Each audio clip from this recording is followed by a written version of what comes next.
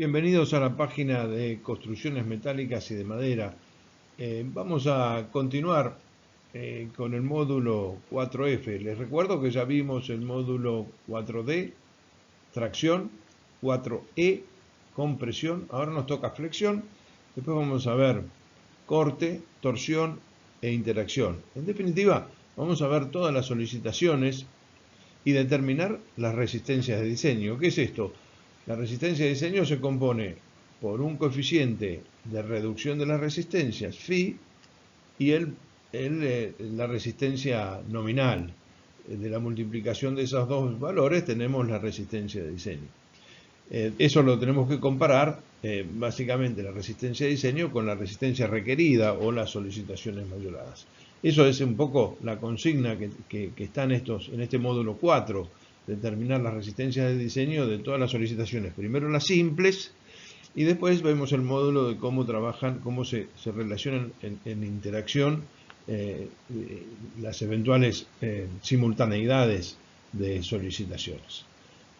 Bueno, continuamos con este capítulo. Acá hay un detalle del contenido del módulo, como siempre agregamos al inicio el contenido, las secciones típicas y hacer un análisis un poco crítico de las secciones que usamos en flexión. Básicamente los perfiles T que ustedes ven acá en la tablita acá a la derecha. Hay una cantidad de perfiles T importante. También hay UPN, son un poquito menos eficientes, pero les recuerdo, tienen esta cuestión de las caras planas perpendiculares que lo hace muy eficiente para tomar en la unión las solicitaciones. Después hay otros perfiles como el ángulo, pero bueno, ya esos son circunstancias eventuales que se pueden colocar en algunos arrostramientos eventuales, pero digamos, el ángulo no es un perfil para someter a flexión, sí son los perfiles IPN. Bueno, eso es lo que vamos a ver, las secciones típicas que se usan para flexión, y después el comportamiento, la parte teórica, el comportamiento de las vigas flexadas. ¿Qué nos dice la reglamentación, la especificación que nosotros trabajamos? Les recuerdo que nosotros estamos trabajando con la norma ANSI ISC 360 del año ya actualizada del 2016. Y en ese sentido, bueno, hay una cantidad de solicitaciones en flexión. Nosotros vamos a ver exclusivamente la F2 y F3, que estamos cubriendo prácticamente el 90 al 95% de los casos. Después hay otros casos que ya lo vamos a ver. Y finalmente la verificación en estados límites de servicio. Lo inicial era el estado límite de rotura. Les recuerdo que el método tiene dos estados límites. El de rotura, que es esto de determinar la resistencia de diseño, pero también el tema de la deformabilidad. Y en piezas flexadas, en vigas, es sustancial la verificación de servicio, la deformación, porque a veces, y muchas veces, es la limitante del problema. Bueno, acompaña en la fotografía también una unión de un pórtico, ¿no? De una columna pesada, y cómo hay que construir esta unión y los empalmes, ¿no? Acá se verifica bien una unión abulonada, cómo se trabaja en altura, en situaciones relativamente riesgosas, por lo tanto esta unión tiene que estar bien prefabricada en taller para poder resolverla fácilmente en obra y solamente sea una tarea simple de montaje. Bueno, se ven las dificultades que tiene ahí la unión y las chapas de empalme que logran darle continuidad a la transferencia de momentos en este tipo de nudos. Vamos entonces a empezar por las secciones. En principio las secciones, los perfiles T que los tienen ustedes ahí. El común, el más utilizado históricamente, ha sido el perfil, el IPN, el perfil normal I. Este perfil de la serie europea se comercializa en milimétrico, pero también hay uno parecido, una sección parecida con normativa americana en pulgadas, obviamente. Eso es el perfil tradicional para uso de solicitaciones de flexión. Tiene, bueno, algunas suerte de limitaciones en el sentido de que en el país se consiguen hasta una determinada altura. se comercializa, bueno, arrancando con 8 centímetros de altura, de 8 centímetros y creciendo de a 2 centímetros, es decir, el 8, el 10, el 12, el 14. Y bueno, la tabla figura, obviamente, perfiles muy grandes, pero acá en el país se consigue nada más que hasta el 30, más del 30 ya es difícil conseguir porque nadie quiere tener stock parados de un perfil de este tipo esperando que alguien se lo venga a comprar, y por lo tanto se comercializan las medidas más chicas, y entonces para conseguir medidas grandes, bueno, es un problema.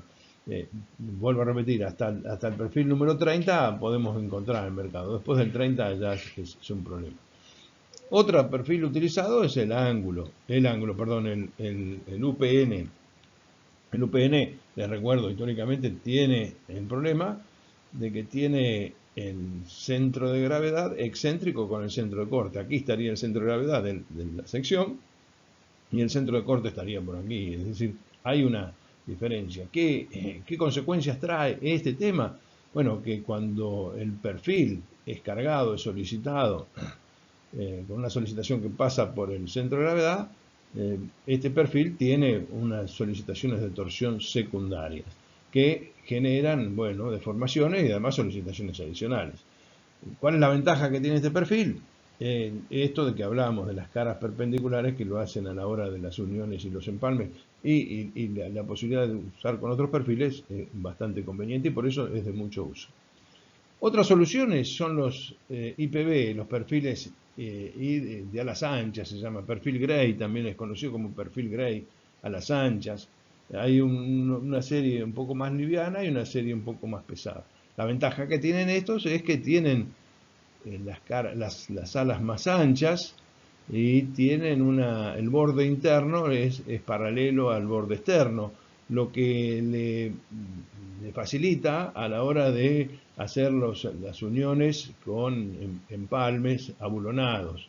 En cambio, acá este perfil con esta cara interna chamfleada es un problema colocar un bulón. Entonces, bueno, pero tienen las mismas limitaciones. Estos son perfiles, los IPB y los IPB1, son perfiles propios para solicitaciones de pórticos, en las cuales hay solicitaciones de flexión, pero también de compresión. Son muy utilizados en ese sentido para edificios, para entrepisos, para ese tipo de obras es bastante utilizado. Bien, entonces con las limitaciones estas vemos que para los grandes perfiles tenemos que recurrir a otros sistemas. ¿Cuáles son? Bueno, son estos que ustedes ven acá y ven acá en la foto. Es decir, a partir de una chapa o distintos espesores de chapa, poder construir en la medida que necesitamos una sección a imagen y semejanza de estos perfiles, pero obviamente con dimensiones importantes. Fíjense acá, por ejemplo, este es un taller de acá de la zona. Acá en la zona se fabrican este tipo de perfiles. Fíjense que acá se está fabricando esta sección transversal. Acá está ejecutada el ala, está soldada eléctricamente de ambos lados este cordón, y después falta soldarle el otro ala en el otro extremo. Pero son alturas interesantes, 80, 90, 1 metro de altura, que obviamente con este tipo de perfiles no se puede encontrar en el mercado.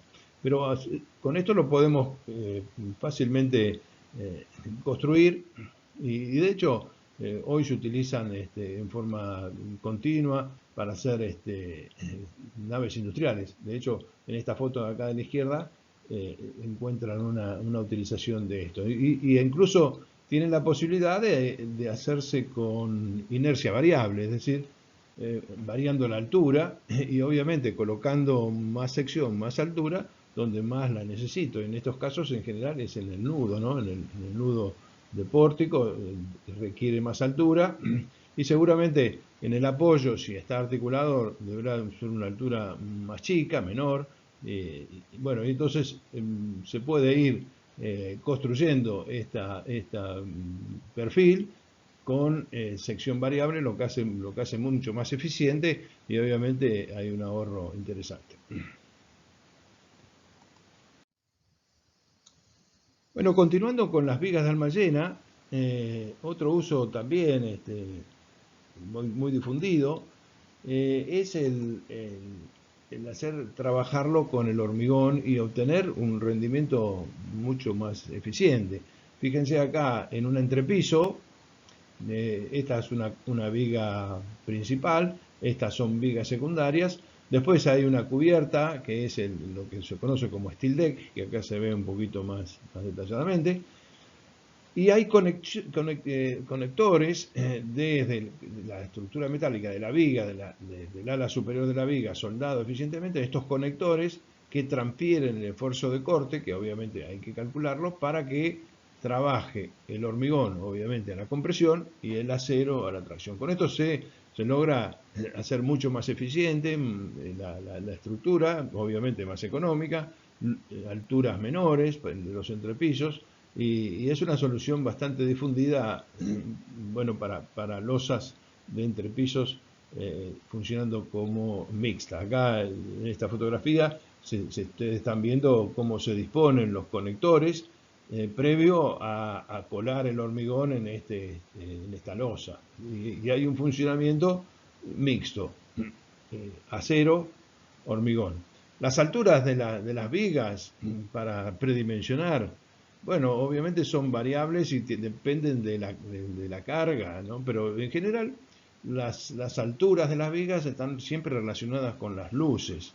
Eh, una relación común es la luz dividido 20, la luz dividido 25, es el valor de la altura que nosotros tendríamos que trabajar para las vigas de almallena. Ese es, digamos, en ese orden, obviamente reitero, dependiendo de las cargas, dependiendo de la condición de apoyo, pero esas, para arrancar un primer predimensionado, es la relación L sobre 20, L sobre 25, L sobre 30, son los valores de las alturas en los cuales deberíamos estar teniendo nuestra viga predimensionada.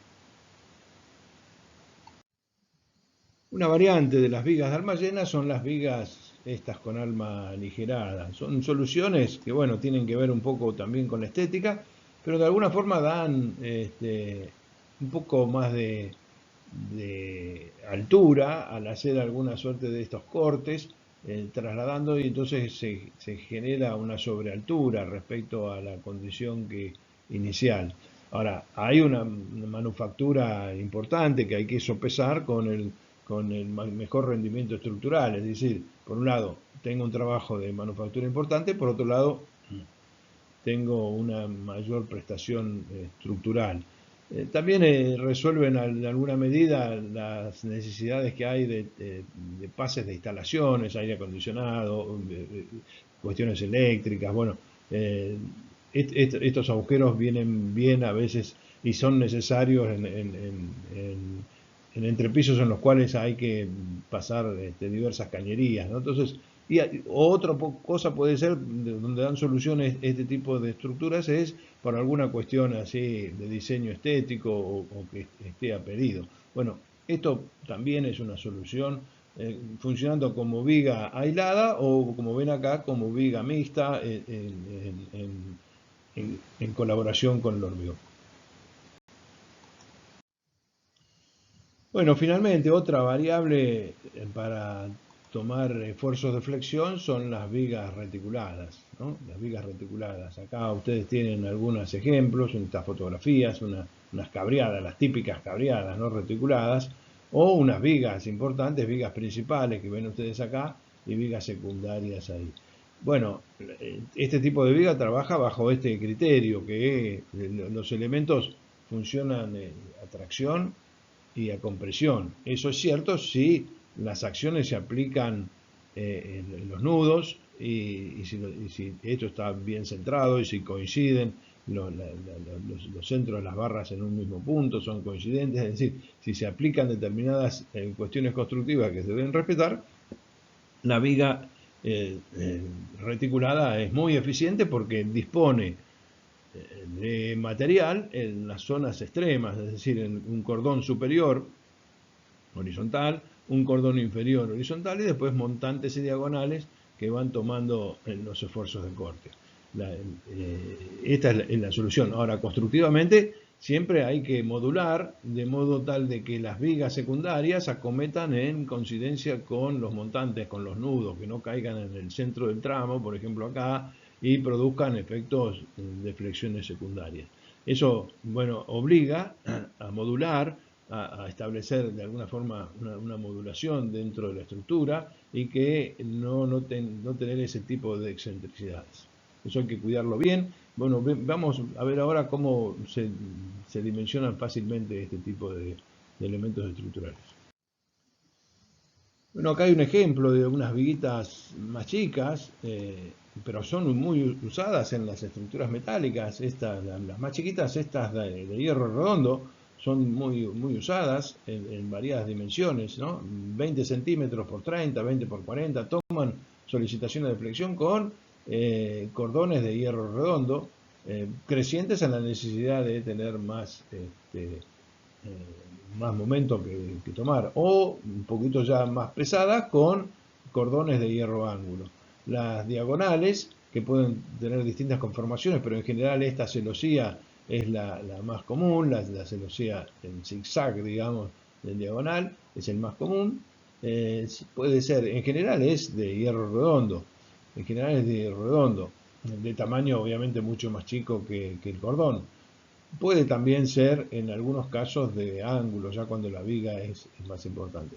La configuración de las diagonales es en general esta, pero puede ser alguna de estas otras. Otro caso ya de elementos más pesados es cuando se conforman las vigas con elementos UPN en los extremos, ¿no? Y tener unas diagonales también de redondo, que en general no se usan, pero sí se usan ángulos para unir este tipo de secciones. Otra variante son los ángulos. Bueno, todas estas son variantes de las vigas reticuladas que son de uso común y corriente. Las hipótesis simplificativas, ya ustedes lo conocen, esto de la necesidad de tener determinadas barras respecto a los nudos, y obviamente de nuevo acá está remarcado que las fuerzas exteriores tienen que aplicarse en los nudos. Los esfuerzos en los cordones, tanto superior o inferior, se determinan fácilmente dividiendo el momento solicitante respecto a la altura. La altura es los centros de gravedad de los perfiles, y sacamos el esfuerzo de compresión en el cordón superior y el de tracción en el cordón inferior si son cargas gravitacionales, por supuesto. Y las diagonales, los esfuerzos en las diagonales, si son este caso sencillo, es el esfuerzo de corte dividido el número de planos en los cuales está el corte. En este caso hay dos planos, en este caso tenemos un solo elemento, o podríamos tener un solo elemento. Entonces este valor de n nos está indicando los planos de las diagonales, dividido el seno del ángulo del alfa, de este ángulo alfa, que tratamos de que sea mayor de 60 grados, ¿no? Ya después vamos a ver este ángulo, ¿no? Bueno, con eso sacamos el esfuerzo D, y con el esfuerzo D determinamos a compresión la estabilidad o la carga que puede tomar esta diagonal. Con estos simples esfuerzos podemos de alguna forma dimensionar lo que es la viga reticular. Vamos a estudiar ahora el comportamiento de las vigas flexadas. Ustedes ven ahí que vamos a usar, bueno, una viga como modelo para estudiar, simplemente apoyada de longitud L, cargada en los extremos con un momento uniforme, es decir, el diagrama de momento es uniforme para simplificar, es M. Y obviamente en esas condiciones presenta esta deformación en el plano, esta deformación vertical, que es esta abscisa, y fuera del plano se puede inestabilizar de esta forma. Saliéndose de su plano, lo que se conoce como el pandeo lateral, cuando se inestabiliza el cordón comprimido y se desplaza el cordón comprimido en esta dimensión U y además gira, o cuando se llega a la plastificación, o cuando hay una inestabilidad localizada. Vemos y estudiaremos entonces las situaciones que se pueden presentar cuando uno solicita a una viga con este tipo de momentos. En principio se puede llegar a la plastificación, que lo reconocemos con este valor I de la tensión de fluencia. Esto se llega cuando se agota la capacidad resistente y se tiene una deformación tal en la cual se puede llegar a producir este momento plástico. Este es el caso de la historia de carga representada por este valor 1, es decir, si yo tengo acá momento de formación en el plano, la plastificación en una sección de esta viga se producirá cuando se desarrolla toda esta deformación en el periodo incluso inelástico hasta que bueno, prácticamente se llega a la plastificación total de la sección, es decir, que toda la sección está trabajando a la tensión de fluencia. Bueno, puede ser que no se llegue al agotamiento. Bueno, el momento plástico es lo máximo que puede tomar. Más que eso, obviamente, no puede tomar. Puede ser que haya otro tipo de fallas por otro tipo de consecuencias, en general por inestabilidades. Y la principal inestabilidad que vamos a estudiar es la del pandeo lateral, es decir, en las vigas que no están arriostradas lateralmente, que se pueden deformar en esta forma horizontal, se puede producir lo que se conoce como el pandeo lateral, llamado LTB, Buckling Lateral Torsion. Bueno, eso tiene dos periodos, un periodo que puede ser en el tramo inelástico y en el tramo, en el periodo elástico. Pero también se puede producir la inestabilidad por el pandeo local del ala. Este ala, en este caso no, porque no es muy esbelta, pero si el ala es muy esbelta, se puede producir el pandeo del ala. Entonces también podemos generar una inestabilidad. O del alma. Todas estas inestabilidades se pueden presentar en estas diversas etapas, porque depende de la esbeltez del elemento que estamos considerando, que se produzca en esta situación, o en esta situación, en el campo elástico o en el campo elastoplástico. Y entonces por eso son las distintas zonas de rotura en el cual se producen los posibles agotamientos de la sección y lo que vamos a estudiar. Estas secciones que llegan, volviendo de nuevo a la plastificación, estas secciones que llegan a la plastificación se reconocen que son secciones compactas, es decir, tienen esbelteces bajas. Esbelteces, les recuerdo que son esbelteces de los elementos. Las relaciones entre las dimensiones que vamos a ver más adelante son bajas y por lo tanto no hay pandeos locales y se puede alcanzar la plastificación. Cuando ya las secciones tienen elementos de mayor tamaño, ya pueden ser no compactas o incluso esbeltas. Ya vamos a ver la tabla B41B como las distingue. Entonces, estas son las posibilidades de fallas en vigas flexadas. ¿Qué nos propone la especificación para calcular las distintas inestabilidades o para verificar unas vigas? Bueno, nos propone todos estos capítulos, estas secciones del capítulo F, ¿no? Secciones F2 a F12. Ahora, realmente las secciones típicas, convencionales, que se usan para flexión son estas dos primeras, que son las que vamos a estudiar. La F2 y la F3 son miembros de sección doble T, que son doblemente simétricos, o UPN, flexados respecto al eje principal, flexados respecto al eje X, o miembros también doble T con almas y alas no compactas, con algún elemento esbelto. Ustedes se fijan en esta tabla que es de la especificación, esta C corresponde a esbelteces del ala, acá está mal indicado, no es alta sino que es ala, es compacta, la C quiere decir compacta, la esbeltez del alma también es compacta, y los estados límites que se van a estudiar son el de fluencia y el de pandeo lateral. porque las secciones son compactas, o sea que no hay posibilidades, si las secciones son compactas, no hay posibilidad de pandeo local. En este otro caso, en el segundo caso, en el caso F3, se van a estudiar las secciones sometidas a flexión que tienen elementos no compactos y esbeltos, en el alma. Entonces ahí aparecen las inestabilidades del ala para tener que considerar. Los demás casos son casos asimétricos, son elementos sometidos en el plano débil, tubos, ángulos y macizos o perfiles asimétricos. Bueno, obviamente están listados en la especificación, están detallados cómo se verifican, pero de alguna forma, vuelvo a repetir, no son los más utilizados en la práctica y por lo tanto, para honorar así la simplificación, vamos a atender solamente estos dos casos, el F2 y el F2.3. Bueno, vamos a estudiar entonces ahora el comportamiento de las vigas flexadas de acuerdo a su arrostramiento lateral, que lo denominamos LB.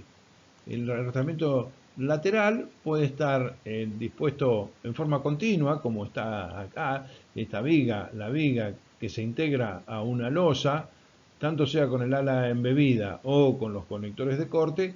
Obviamente no se puede desplazar horizontalmente, no tiene esta posibilidad de deformación y por lo tanto LB para estos casos, arrostramientos continuos, LB vale 0, pues está totalmente arrostrada. No se puede presentar el pandeo lateral, porque está perfectamente arrostrada.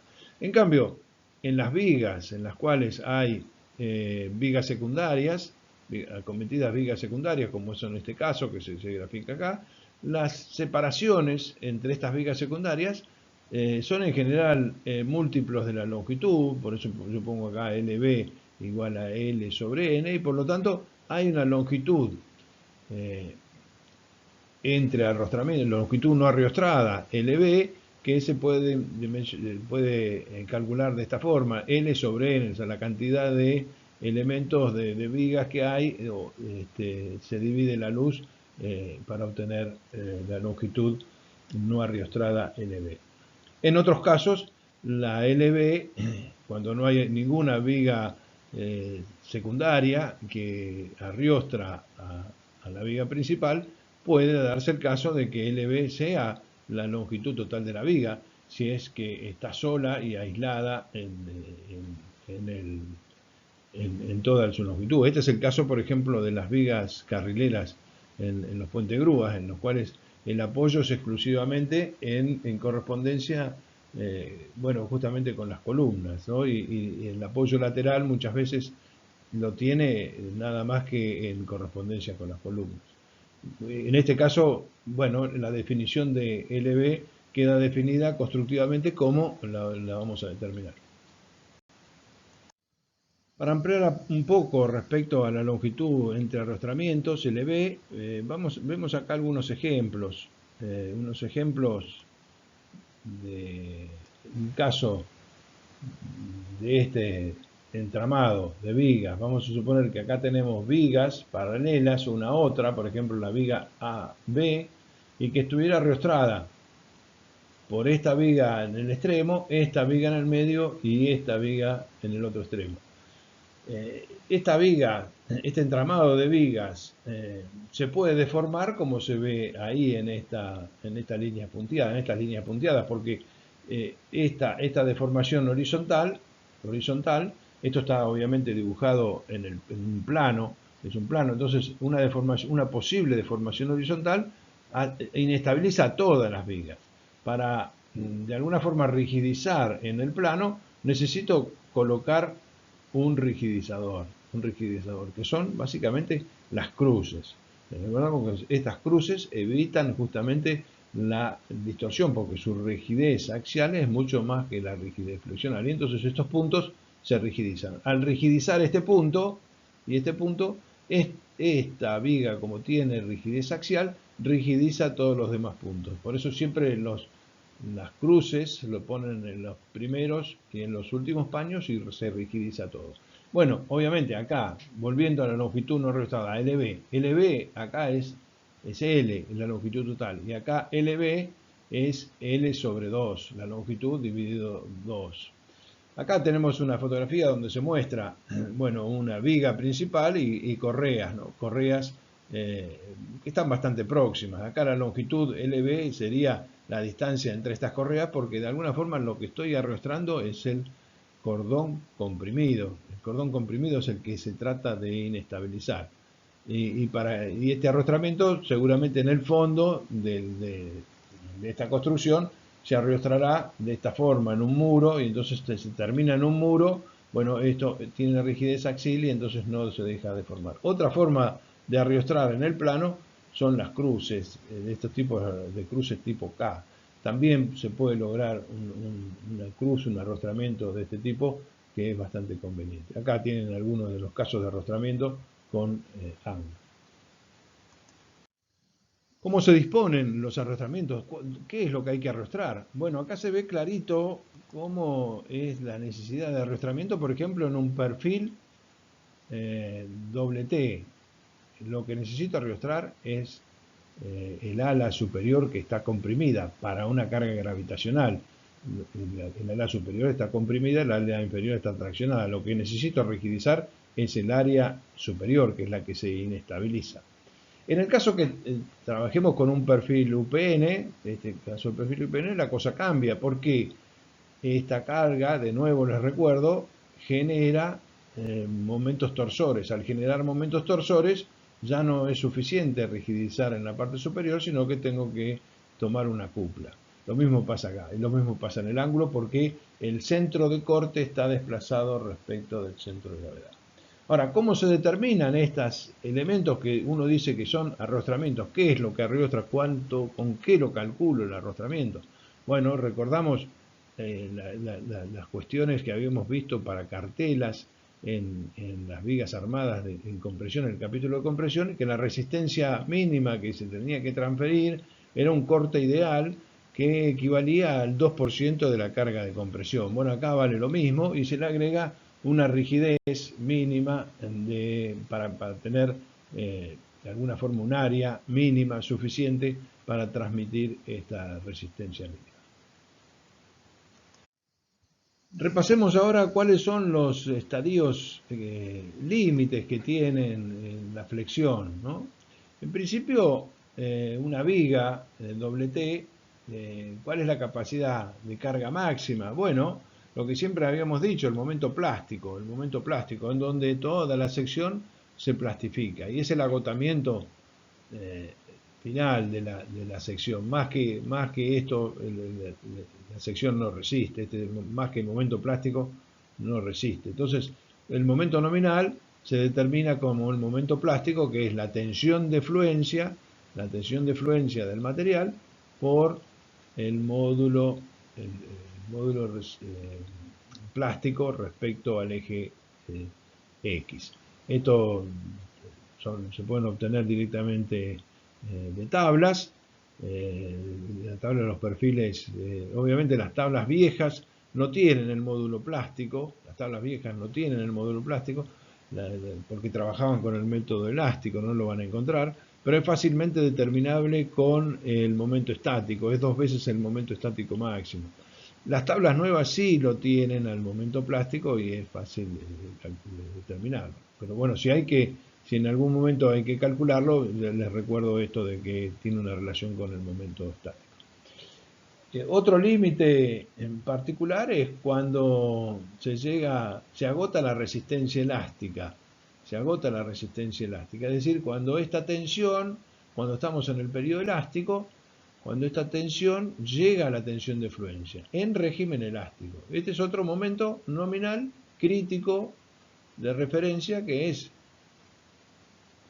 el módulo elástico respecto a X, acá faltaría un subíndice X, módulo elástico respecto a eje X, por la tensión de fluencia. Es decir, hasta este valor, teóricamente, el comportamiento ha sido elástico. Ya después, para más momentos, ya se transforma en plástico. Y hay una etapa elastoplástica, ¿no? Que es esta, cuando cuando el momento está entre el MI y el MP. El MI sería este caso del momento límite elástico. Y después hay otro momento que nos da la inestabilidad. Y la inestabilidad tiene que ver con una tensión crítica por el módulo elástico, una tensión crítica. Esta tensión crítica puede ser menor que el MI, intermedio, o puede ser mayor. Puede ser mayor según sea la esbeltez de la pieza o según sea el grado de inestabilidad. Obviamente, el menor valor de rotura va a ser el que nos fije la capacidad resistente de la sección. Recordamos ahora cómo eran las relaciones estas de los momentos plásticos con relación al momento límite elástico, ¿no? El momento plástico, repito, es el ZX por FI, el momento elástico es SX por FI, y finalmente, si simplifico, esto es ZX por SX. Módulo plástico dividido módulo elástico.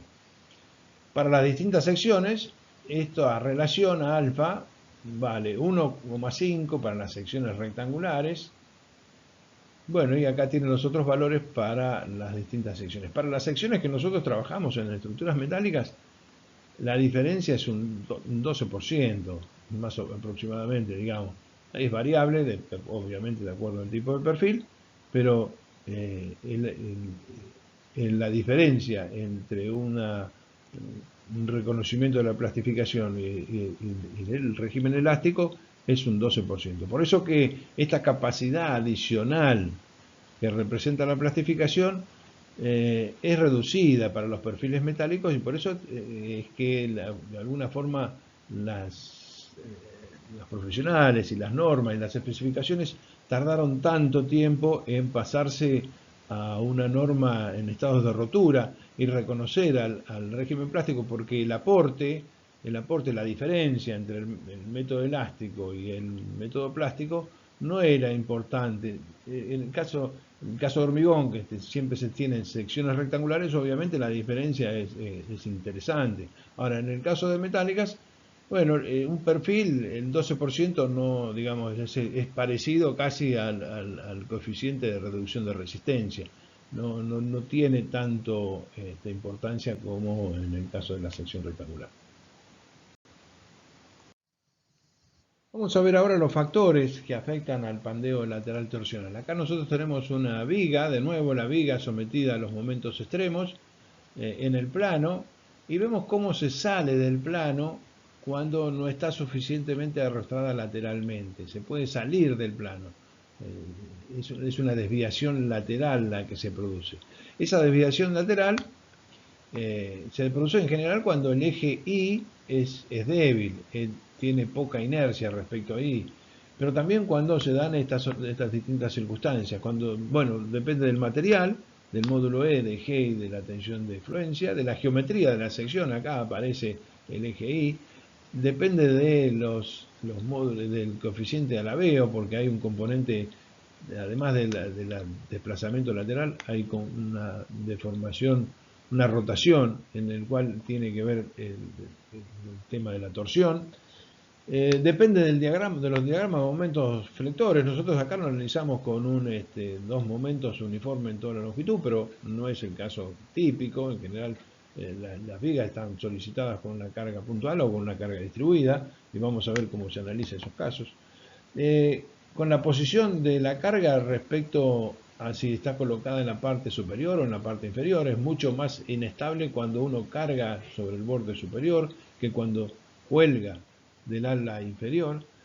De las restricciones al giro del alabeo de los extremos, hay que ver cómo están los dos extremos respecto a las torsiones, y la distancia libre de arrostramiento es lo fundamental. Esta distancia LB es la distancia que en este caso, tal como está la deformada, LB es igual a la longitud de la pieza.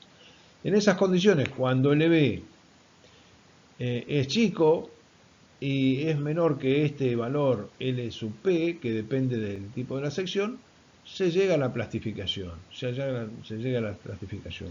Para LB igual a 0, estamos bien totalmente arriostrado, o LB muy chico, se llega a la plastificación, y la plastificación, como sabemos, es Z por FI, que a su vez lo acota a esta condición en régimen elástico.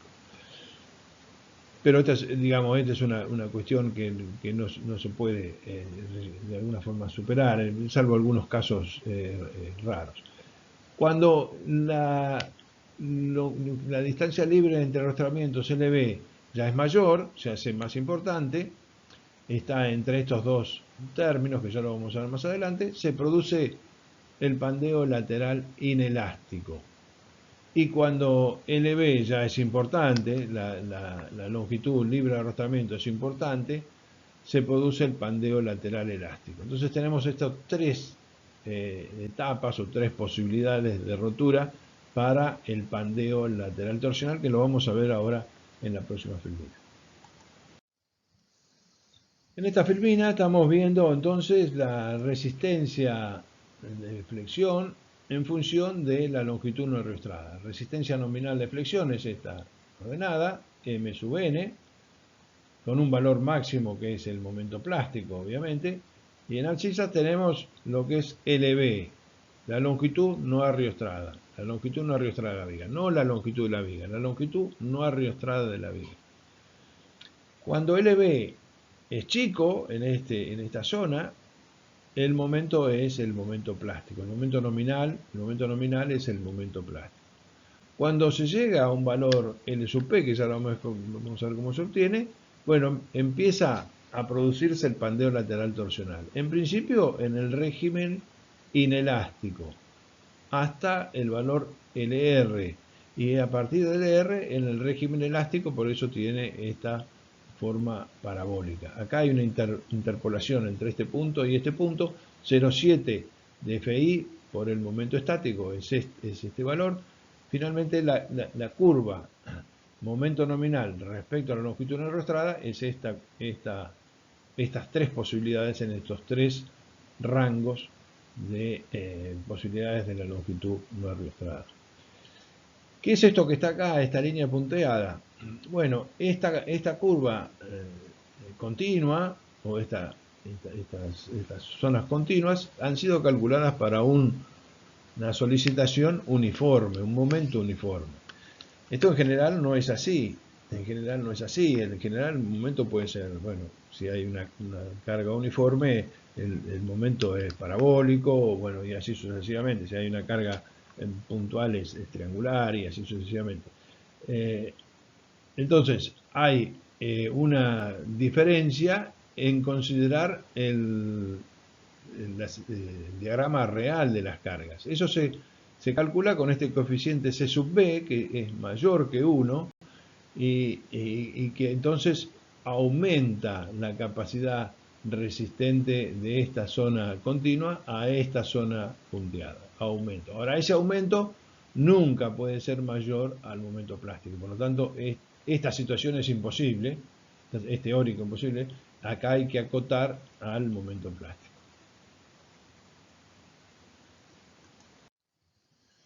Bueno, ¿qué nos dice la especificación concretamente respecto a esta posibilidad de verificación de secciones de acuerdo a la longitud no arrostrada? Para elementos compactos del tipo 2, es decir, estamos analizando elementos compactos, aquellos en los cuales no se produce el pandeo local. Sí se produce el pandeo lateral torsional. En todos los casos se toma, para todas las disposiciones de este capítulo, del capítulo F, se toma phi sub B igual a 0,9. Este es el coeficiente de disminución de la resistencia, 0,9. Es el que relaciona el momento nominal con el momento de diseño. Después nos dice que la fluencia se obtiene, como siempre habíamos dicho, el momento nominal es FI por ZX, que es la fórmula F21. Y el pandeo lateral, bueno, cuando LB es menor que LP, cuando LB es menor que LP, no aplica o aplica a esta situación, la F21. Cuando LB se encuentra entre LP y LR, aplica esta fórmula, que ustedes fíjense que es una interpolación entre el momento plástico, que es esto, y 0,7 de Fi por Sx, dependiendo de la relación de longitudes LB, LP y LR.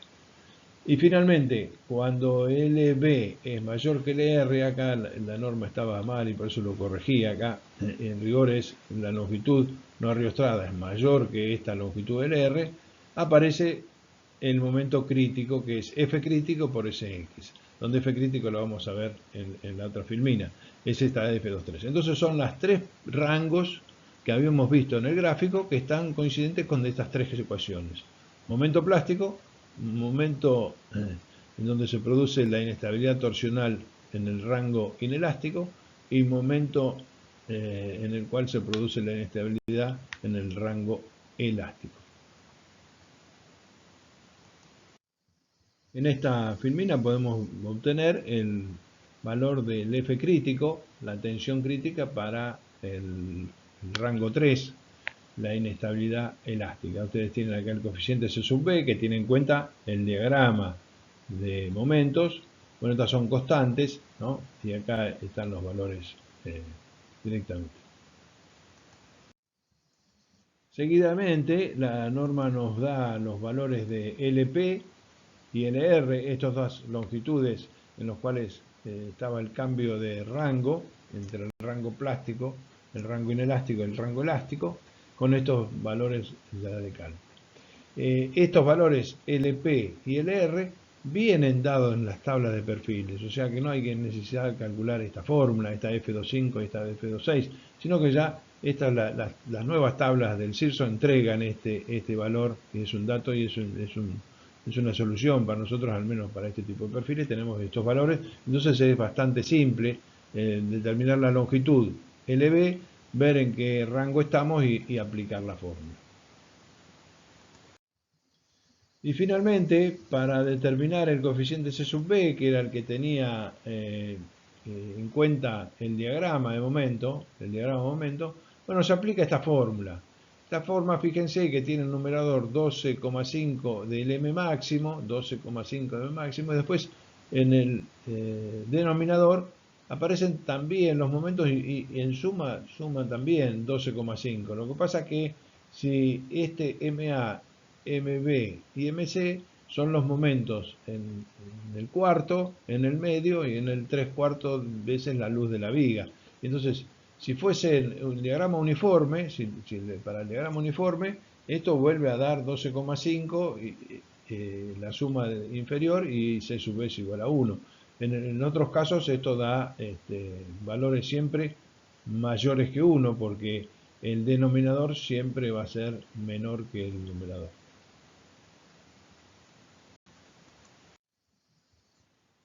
Bueno, vamos a ver ahora el caso de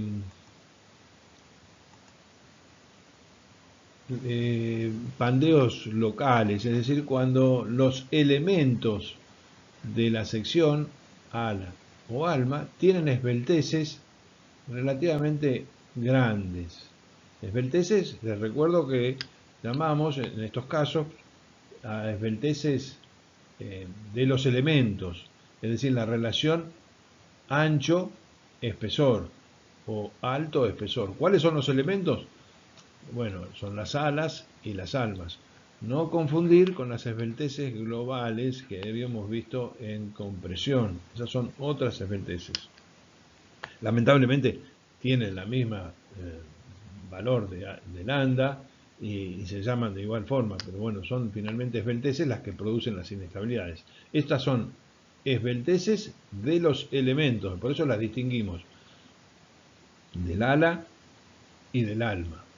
Estas esbelteces tienen valores límites a inflexión, que están dadas en esta tabla, la tabla B4.1b. Y si ustedes se fijan, para cada caso que se detalla acá, están especificadas la relación ancho-espesor-límite. En este caso es el límite en el cual el elemento pasa de ser compacto a no compacto. Y este otro límite es cuando pasa de ser no compacto a esbelto. Entonces hay dos valores de lambda límite, el lambda P y el lambda R. Lambda P y lambda R. Este es lambda P, este es lambda R. Son dos valores límites, no como en compresión había un solo valor límite. Entonces acá tenemos el detalle. Cuando nosotros calculamos, para nuestro caso, las esbelteces y las comparamos con estas esbelteces límites, podemos tener estos tres casos. Que sean menores a lambda P. Entonces si son menores a lambda P, son muy chicas, muy bajas, muy bajas. Esto ocurre en estos perfiles, en los perfiles laminados en caliente. Tienen relaciones ancho de espesor pequeñas y por lo tanto se reconoce esas secciones como compactas. En general, estas secciones no tienen, no son susceptibles a que se presente el pandeo local, porque obviamente tienen bajas relaciones de esbeltez. En otro grupo, cuando nosotros calculamos la esbeltez de los elementos y nos cae acá entre medio de estos dos valores, lambda R y lambda P, tenemos elementos que se llaman de secciones no compactas. Tenemos relaciones anchos, espesor intermedios. La capacidad está dada por la inestabilidad local inelástica. Es el tramo inelástico de pandeo. Y finalmente, cuando las esbelteces son muy grandes, las esbelteces de nuestras secciones son muy grandes, superan a este esbeltez límite, lambda R, que es este último valor que está acá. Estas son relaciones muy grandes y se denomina elementos con secciones esbeltas. Y eso se corresponden con los perfiles conformados en frío. Los perfiles conformados en frío, justamente por su construcción, tienen espesores relativamente delgados, habíamos visto, 2 milímetros, 2 milímetros y medio, 3 milímetros, y que se están usando cada vez más, porque obviamente tienen bajo peso, tienen bajo costo, entonces los constructores lo están usando mucho, este tipo de perfilería, y están desechando obviamente los más pesados. Y entonces aparecen los problemas de inestabilidad cada vez con más frecuencia. Entonces, les reitero, lo primero que hay que hacer es clasificar a nuestros elementos de las vigas como compactos, no compactos o esbeltos de acuerdo a esta clasificación que nos da la tabla B41B para cada una de las secciones.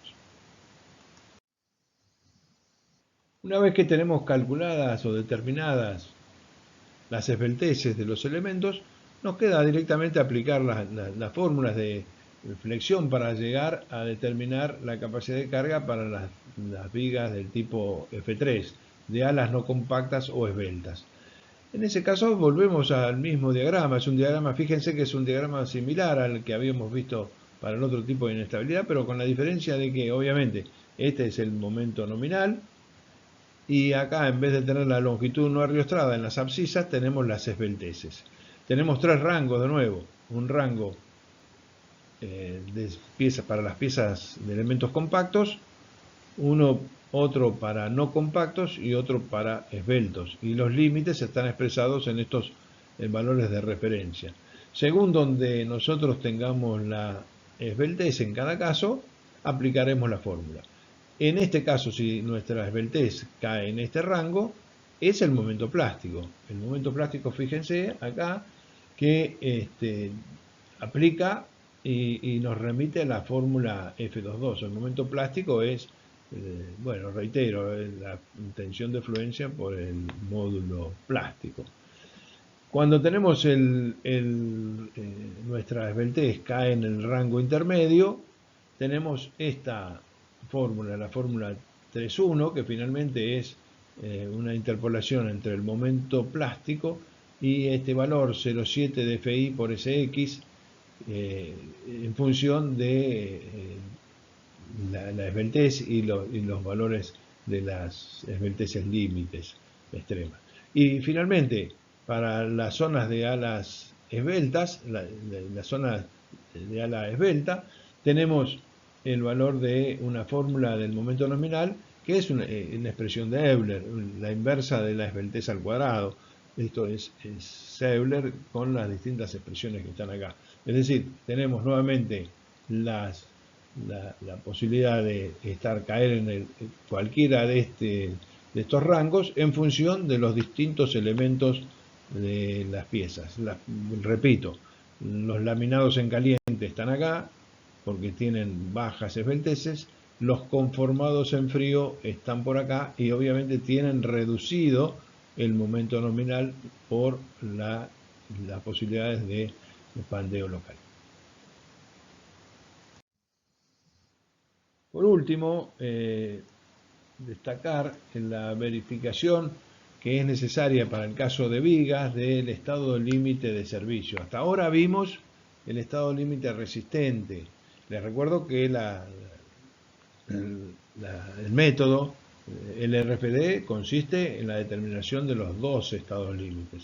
El estado límite resistente, que lo acabamos de ver, pero también el estado límite de servicio, que consiste en la confortabilidad o la deformabilidad controlada de los elementos metálicos. En este caso de las vigas, esto es importante. En el caso de las vigas, verificar la deformación es importante y por lo tanto está expresado en el reglamento. En el CIRSOC aparece en el capítulo L, en el apéndice del capítulo L nos da esta especie de deformaciones máximas que tienen que tener las vigas, expresadas con una flecha máxima, expresada con una flecha. Entonces uno calcula en la deformación vertical debido a la combinación más desfavorable en estados de servicio, reitero esto, en estados de servicio, saca la deformación y la compara con esta flecha que está indicada en esta tabla, ya sea para edificios industriales o para otros edificios o para vigas carrileras. Entonces, tenemos una determinada flecha máxima que obtener. Si no verifica si la deformación que tenemos es mayor a esta flecha total, obviamente hay que poner más inercia y seleccionar un perfil más resistente, aunque haya verificado el estado límite de resistencia. Si este estado no se verifica, hay que colocar más, hay que rigidizar más. Lo otro que se puede hacer es darle una contraflecha, que en general está en función de las deformaciones que producen las cargas muertas, las cargas de peso propio estructural y no estructural. Entonces, en general, las deformaciones quedan en función de las sobrecargas útiles. Entonces castiga un poquito, pero bueno, ahí si las cargas muertas son grandes, yo puedo controlar, con la contraflecha, puedo controlar una gran parte de esta cuestión. Obviamente las contraflechas tienen que estar deformadas hacia el lado que tienen que practicarse en realidad en los talleres y tiene que después verificarse en obra.